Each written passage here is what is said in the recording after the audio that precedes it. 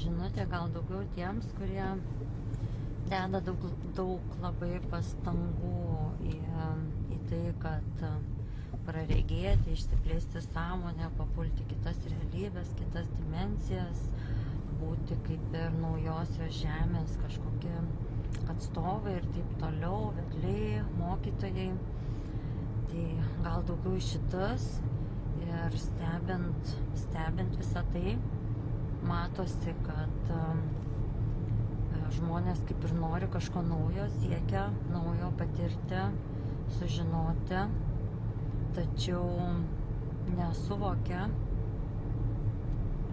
kad kai tu pereini į kažką naujo, tai keičiasi viskas. Ten, kur yra nauja realybė, kita realybė, kurią jau pradeda kurtis patys, palikę visus senus įsitikinimus, senas programas, bent jau daugumą jų, nes visas turbūt neįmanoma čia taip greitai palikti. Tai kuriesi viską naują. Kitoks atsiranda požiūris į santykius, į meilę, visiškai naujas požiūris į pinigus, į darbą, netgi į namus.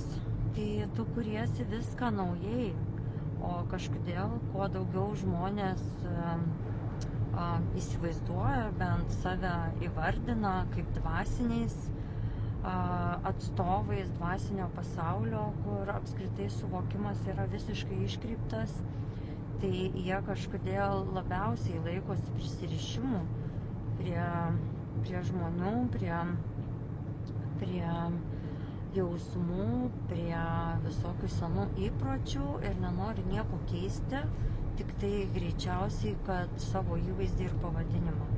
Tai manau, kad kiekvienas turėtų susimastyti, ar aš tikrai palieku tą seną pasaulį, ar aš tikrai atsisakau senų įpročių, senų modelių, senų tų prisirišimų visų, kaip buvau įpratęs, įsitikinimo apie tai, kaip kas yra, kokia yra šeima, kokia yra partnerystė ir visa kita, kokie yra draugai.